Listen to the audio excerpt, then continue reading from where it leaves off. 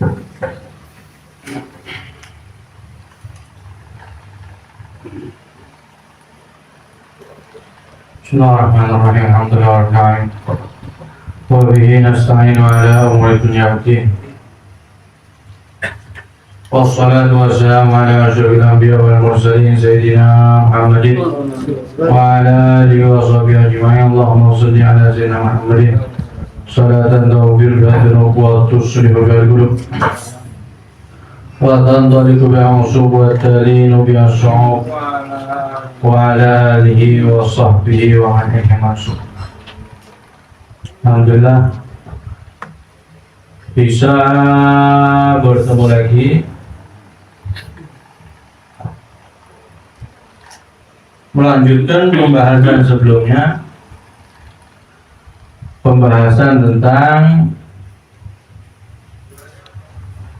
apa yang kita lakukan ketika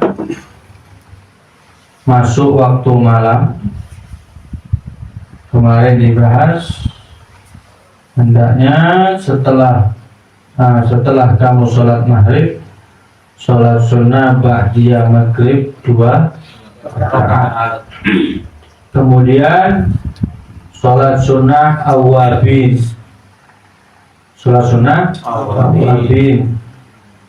boleh 4, boleh 6, paling banyak 20 rakaat. Ada yang bilang tidak terbatas, pokok sampai sebelum adzan Isya. Nabi Muhammad SAW bersabda, siapa orang yang sholat sunnah awwabin 6 rakaat, 4 rakaat 1 salam tanpa tahiyat awal, kemudian 2 rakaat ditambah lagi 2 rakaat awwabin, jadinya 6, kata Nabi Muhammad SAW, maka ganjaran untuk orang tersebut seperti ibadah selama 12 tahun full. Gitu ya. Habis sholat maghrib 2 rakaat, sholat sunnah awwabin 4 rakaat 1 salam tanpa tahiyat awal, kemudian sholat sunnah awwabin lagi 2 rakaat. Di 6 rakaat awwabin 2 rakaat baqiyatul maghrib. Kemudian sholat sunnah adzan Isya, kemudian sholat sunnah qablatul Isya. Adzan, kalau adzan dijawab ya. Nabi Muhammad SAW bersabda, hei orang perempuan, kalau dengar adzan jawab, maka ganjaran untuk kalian per huruf 1 juta kebaikan. Orang perempuan. Hei orang laki, kalau dengar adzan jawab, maka per huruf ganjaran untuk kalian 2 juta kebaikan. Siapa yang bilang? Nabi Muhammad SAW. Kok bisa banyak lagi?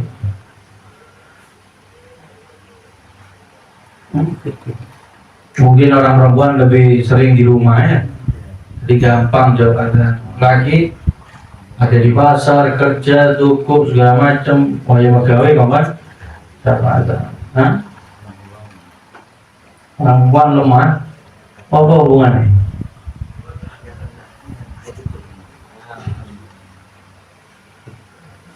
Mungkin karena waris juga kan ya, waris anak laki itu dapat lebih banyak daripada anak perempuan. Enak dari anak podo, anak lanang, ambil anak itu hati-hati ya. Itu berarti saudari perempuannya memakan harta saudara laki-lakinya. Harus ikuti aturan syariat agama. Kemudian sholat sunnah qablatul Isya 4 rakaat. Sholat sunnah qablatul Isya 4 rakaat, cuman ini tidak muakkad. Sholat sunnahnya tidak muakkad, 2-2. Kemudian sholat Isya kemarin, kemudian sholat sunnah ba'datul Isya 2 rakaat, sholat sunnah ba'datul Isya 2 rakaat, kemudian tambah lagi sholat sunnah 4 rakaat. Sholat 2 rakaat tadi salam, kemudian sholat sunnah 4 4 rakaat. Disebutkan oleh Imam Haddad, dari Abdullah bin Haddad, siapa orang yang sholat 4 rakaat setelah Isya, maka ganjarannya seperti sholat di malam Lailatul Qadar. Ya, tiap malam bisa dapat ganjaran Lailatul Qadar. Kemudian kalau kita tidak terbiasa bangun malam, hendaknya sholat witir setelah sholat 4 rakaat tadi ya. Sholat witir 3 rakaat, 2 rakaat salam, kemudian tambah 1. Seperti kayak kita witir tarawih itu. Setelah tarawih suratnya sama, yang muakkad, yang warid, suratnya itu adalah rakaat pertama Sabbihisma, surat Al-A'la itu. Rakaat kedua Al-Kafirun, ya. Rakaat ketiga Al-Ikhlas, Al-Falaq, An-Nas. Kalau terbiasa bangun malam, maka sholat witirnya nanti malam aja. 10 menit sebelum adzan subuh, 15 menit sebelum adzan subuh, sholat witir. Kalau kadang-kadang bangun, kadang-kadang enggak, enakan nanti habis isya langsung sholat biar tidak ketinggalan. Kemudian memasuki bab selanjutnya daripada kitab Muraqil Ubudiyah, Syarah Bidayatul Hidayah, Adabun Naum, adab-adab tidur. Ya. Tidur itu ada adabnya, ada moro-moro ngorok. Apa katanya beliau? Ketika kamu mau tidur, hamparkan tempat tidurmu mustaqbilal kiblah, menghadap kiblah. Menghadap kiblah. Jadi modelnya begini ya. Nah ini terus wa'alim ala yaminika kama yajjal mayyit fil ahdi. Tidurlah kamu seperti mayit.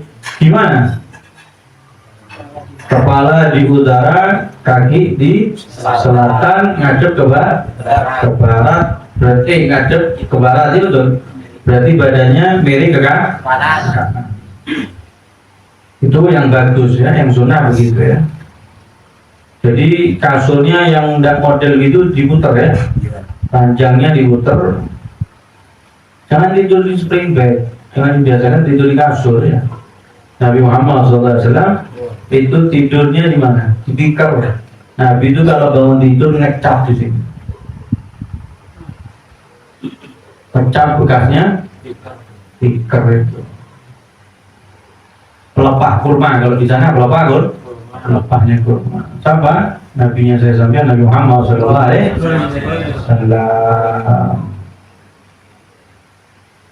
Dan kita saksikan guru-guru kita itu tidak suka tidur di atas, tidur di kasur, spring bed. Sedangkan tidur di karpet. Tidur di karpet. Atau yang paling banyak dan mereka tuh maksimal itu kasur Palembang. Tahu sih Palembang? Kasur yang kotak-kotak ada gini-gininya, warna hijau, warna merah. Hah? Kasur ya itu paling maksimal itu kasur Palembang. Gampang jebol, kapurnya keluar. Itu yang kita saksikan. Pernah ada suatu waktu saya sama guru saya masih hidup, orang tidak boleh sebut nama. Ketika keluar kota, turun dulu, turun kasur. Loh, tak lucu saya tidur atas untuk tidur bawah dan tidak akan turun dengan kasur. Akhirnya beliau tidur di bawah, tidur di karpet. santri nih nanggu lama akhirnya begini kesel ngantuk kasur gak tahu turun kasur ketika itu waktu di pondok itu gitu gak tahu turun kasur tuh delok kasur sudah turun kasur betul beliaunya bangunnya sudah jam 2 jam 3 kini adzan subuh baru mau komat baru dibangunnya baru bisa mbak gara-gara kak kita saksikan orang-orang soleh guru-guru ini begitu tidurnya di kasurnya dikasihkan anaknya yang masih kecil buat tidur anaknya masih kecil.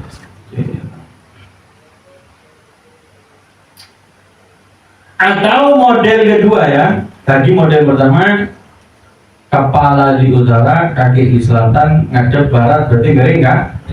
Atau model kedua kepala di barat, kaki di timur, bantalnya agak tinggi, bantalnya ada nih, jadi tidurnya ngadep di paham ya?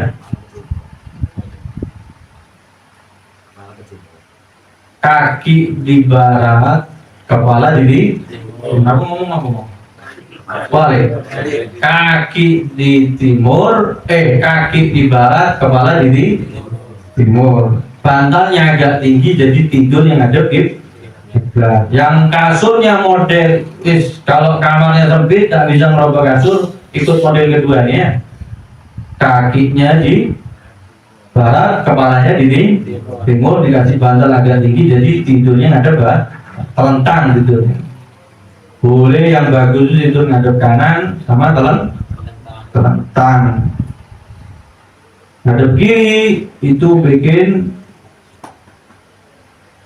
apa namanya lambung ini kalau tidur kiri ditekan tidak bagus juga ada riwayat itu tidurnya tidurnya setan mengkurap tidurnya setan ini mengkurap tapi paling enak mengkurapnya sama taruh guling miring kaki kanan naik wah pelan paling enak ini tempatnya setan ya. Enak-enak ini setan gitu ya kemudian ini ada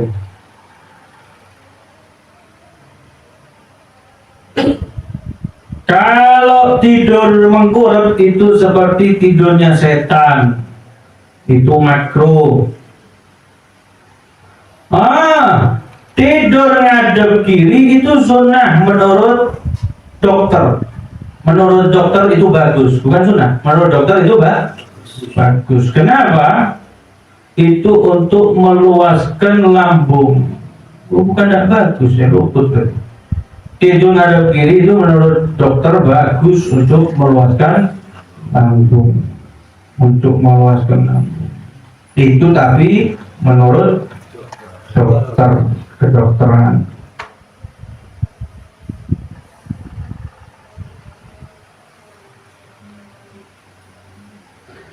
Cuman menurut juga menurut kedokteran hendaknya ngadep kanan dulu sebelum ngadep kiri, ngadep kanan dulu sebentar terus ngadep kiri ya mungkin pas tidur itu tidak sadar ya mulai apa namanya ngeliur apa ngelilir ya itu tidur kanan dulu baru ngadep kiri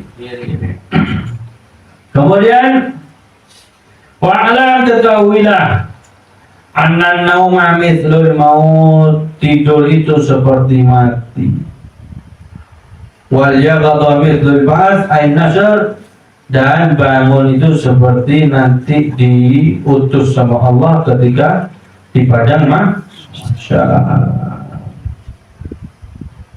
Mungkin katanya beliau Imam Ghazali mungkin Allah Subhanahu wa taala yubidu ruhak fi lailatik mencabut nyawamu di malam hari maka posisi kamu sedang beribadah.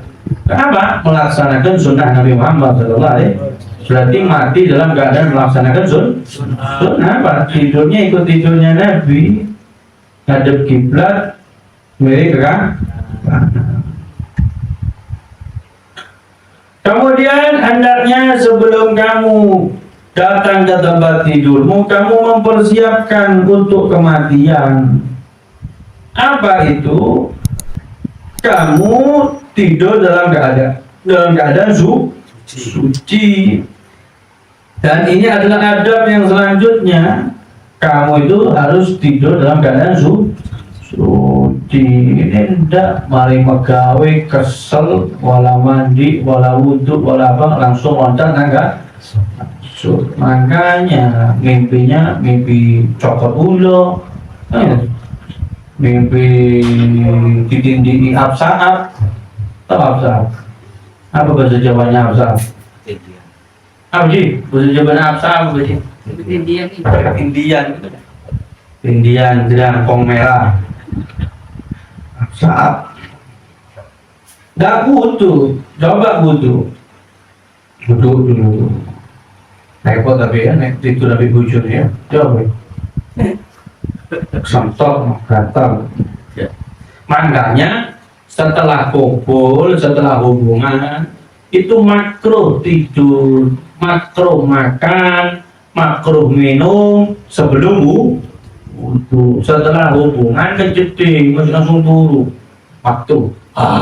Enak. Turu terus. Ngorok. Hendak ajarannya kita, ajaran agama kita, ajaran ulama, habis hubungan, cuci kemaluannya. Kemaluannya cuci, setelah itu ambil air wudhu. Paham ya?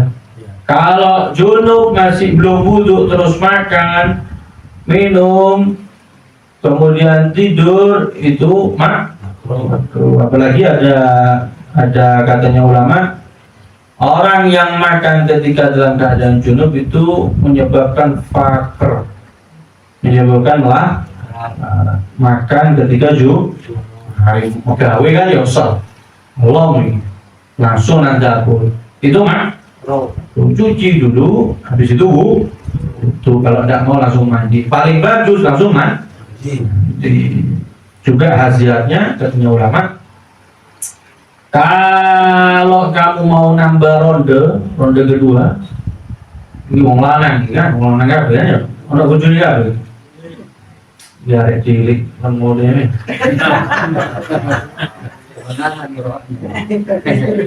Kalau mau lanjut ronde kedua, biar kuat lagi katanya ulama, ya cuci habis hubungan, cuci kemaluannya, ambil wudhu. Ngombe saya, ngombe kesel, mana sih, terus baru hubungan lagi. Itu resep dari ulama ya, cuci kemaluannya terus langsung praktekkan hubungnya. Ada kabar koyo, tutup 5 menit KO ya, apa ronde loro, kayak. Begitu ya. Jangan tidur dalam keadaan tidak suci, ambil wudhu. Kemudian yang keempat, hendaknya kamu setiap sebelum tidur sudah memiliki wasiat yang telah kamu tulis, yang kamu letakkan di bawah kasur kamu. Ini sunnah ya, sunnah Nabi Muhammad SAW. Kita itu punya wasiat, surat wasiat yang kita tulis, taruh di bawahnya kan kasur.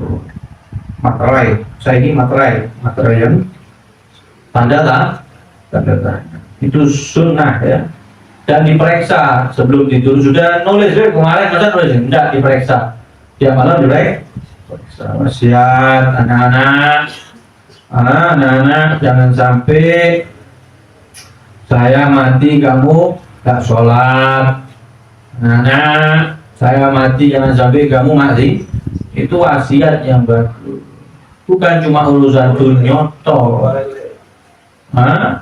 Anak-anakku saya mati singkulon behane anak pertama misal, anak keluru. Wasiat yang bagus apa? Punya sawah, nulis saya kalau mati saya wasiat saya sedekahkan untuk bulan, untuk bikin pesantren. Saya sedekahkan, saya jual untuk bantu sholat, bantu masjid, itu bagus ya, itu bagus. Selama kalau urusan dunia wasiatnya tidak melebihi sepertiga hartanya mayit, ya, tidak melebihi sepertiga hartanya mayit.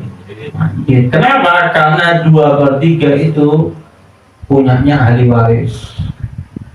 Kalau wasiat tidak boleh melebihi sepertiga harta. Maka misal kira-kira duit yang ditinggal ketika mati itu, yang ditinggal mati itu ada 100 juta, maka tidak boleh lebih dari sepertiganya yang ditulis untuk wasiat. Berapa berarti?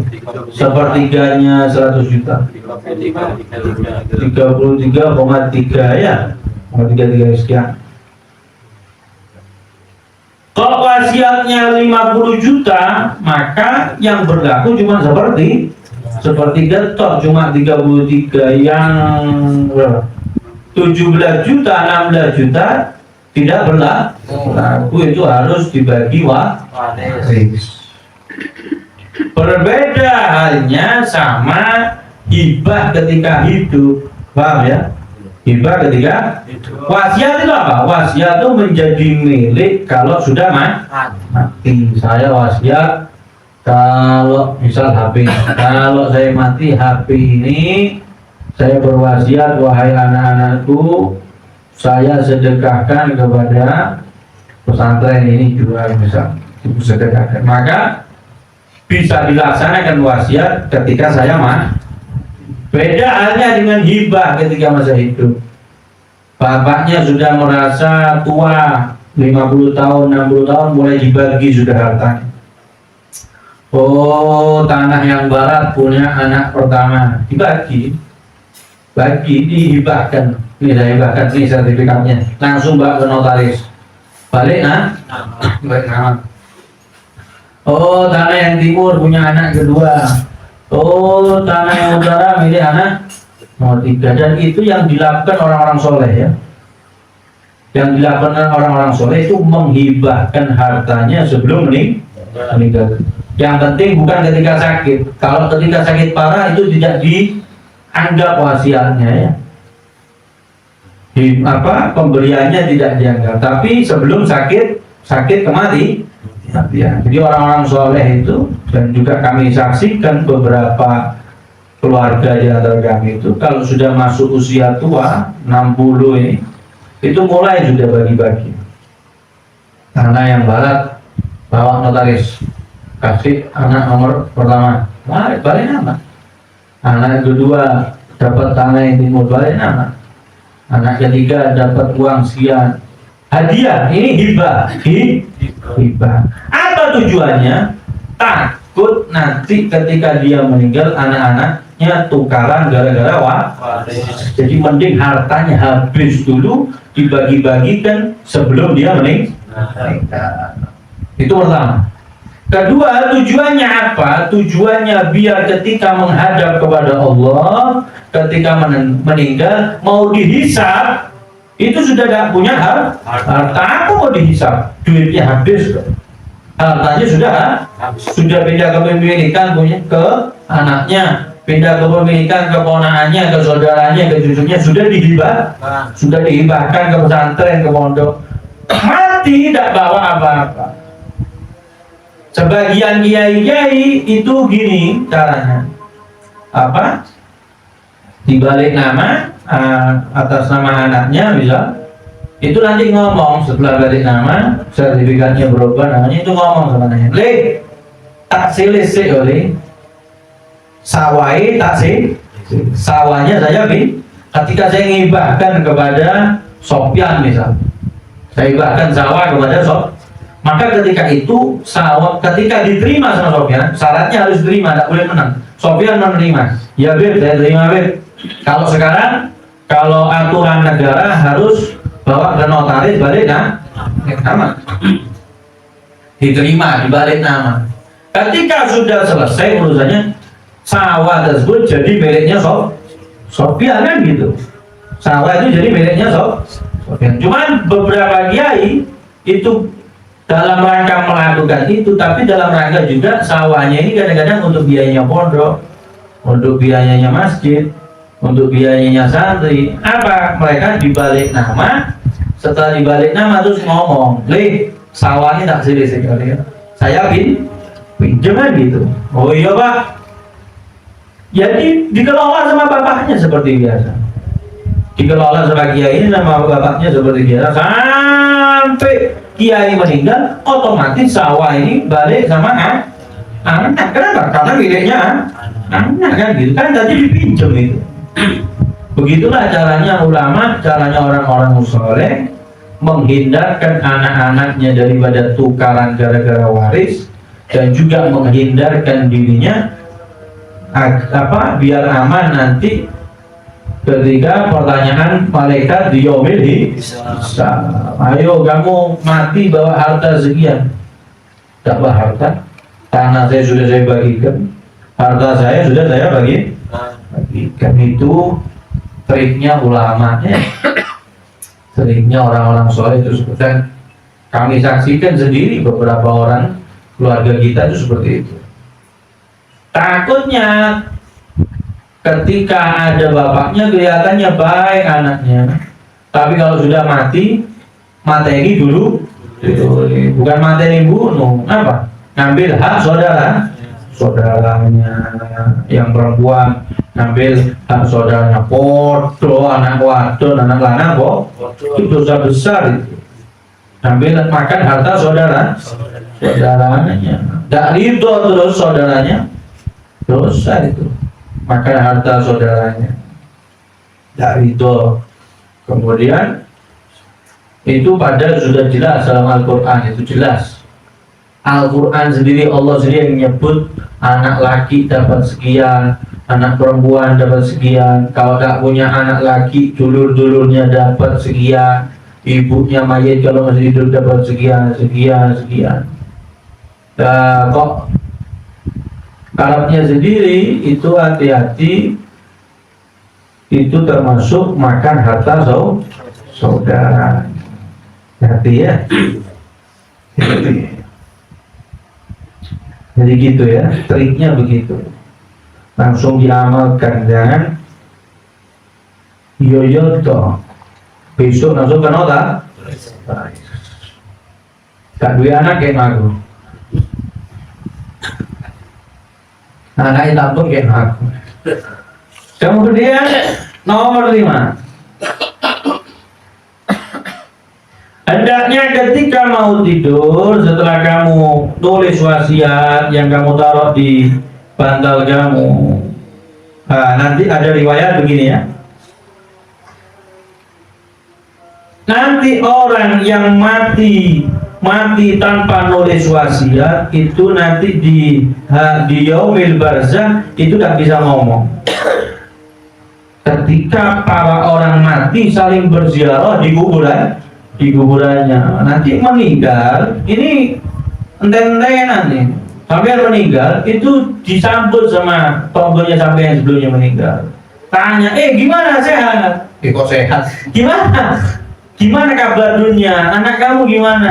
Fulan gimana, konco kita dulu? Gimana kehidupannya, ibadahnya gimana?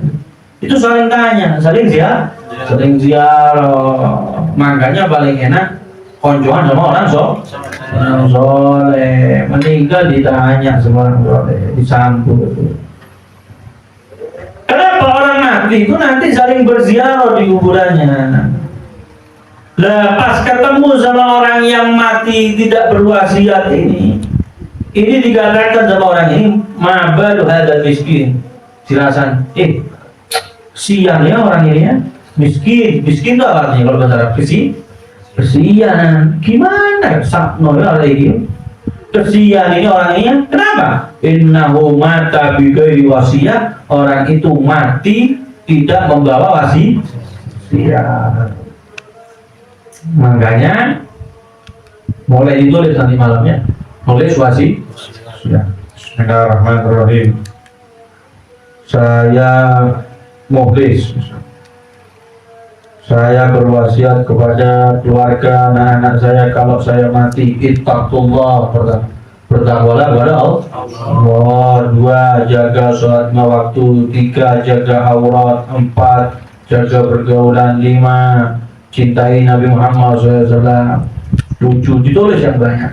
Setelah itu materai 6.000 tanda tangan dengan lipat, taruh bawahnya tiap malam diperiksa, tiap mau tidur masih ada enggak wasiat ini ya, tiap malam diperiksa masih ada enggak wasiat gitu ya. Jangan polos-polosan, nanti mati tidak ada wasiatnya, akhirnya anaknya kodar kacir, tidak punya pedoman di itu. Karena betapa banyak anak itu dulunya tampung, ketika bapak ibunya meninggal baru itu kalau yang sadar. Kalau yang tidak punya pedoman, tidak diingatkan sama bapak ibunya dengan wasiat, nanti takutnya tambah hancur. Makanya penting wasiat itu tulis, pulang dari sini tulis wasiat ya, sing tuwek sing nom bodoh tulis wasiat ya. Takut nanti katanya disebutkan tidak disopo sama orang yang ada di kuburan. Kenapa? Mati tidak bawa wasiat. Iya, jawab sampean. Tak direkan ngomong, tak disopo. Loro ati apa kan? Wah, melah. Tak disopo. Melongso. Tak direkan. Pulang nulis wasiat. Kemudian nomor 5. Adab ketika sebelum tidur, kamu hendaknya tidur dalam keadaan taubat daripada dosa, mustaghfiran, dalam keadaan minta ampun sama Allah. Nabi Muhammad SAW bersabda, "Man qala hina ya'wi ila firashih, astaghfirullah alladzi la ilaha illa huwal hayyul qayyum wa atubu ilaih thalatha marrat, ghafarallahu ta'ala lahu dhunubuh." Siapa orang yang naik ke atas tempat tidurnya kemudian mengucapkan kalimat ini sebelum tidur, apa kalimatnya? Astaghfirullah alladzi la ilaha illa huwal hayyul qayyum wa atubu ilaih 3 kali, maka ghafarallahu ta'ala lahu dhunubuh, Allah ampuni kesalahannya, dosa-dosanya. Ya Allah, saya minta ampun kepada Engkau ya Allah. Engkau adalah zat yang tidak ada Tuhan selain Engkau. Engkau Tuhan yang maha hidup, Engkau Tuhan yang maha menghidupkan. Wa atubu ilaih, dan saya bertobat kepadamu. 3 kali. Apa? Tes. Astaghfirullahalladzi la ilaha illa huwal hayyul qayyum wa atubu ilaih. Astaghfirullahalladzi la ilaha illa huwal hayyul qayyum wa atubu ilaih. Astaghfirullahalladzi la ilaha illa huwal hayyul qayyum wa atubu ilaih. 3 kali nanti sebelum tidur. Bersama tidak ada keinginan untuk kembali ke maksiat. Cuma istighfar tok, tapi besok wis rencana besok ketemuan janji sama perempuan yang bukan istrinya, bukan mahramnya. Besok sudah niat mau ngelihat yang haram, oh itu bukan obat namanya, itu namanya hapus. Cek tar push to tobol.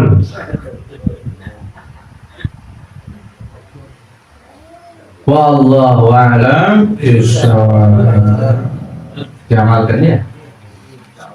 Ikan ake kaidah sing perlu potong-potong juga. Bermanfaat ya. Kabul langsung hamba yang sallallahu alaihi wasallam. Al-Fatihah.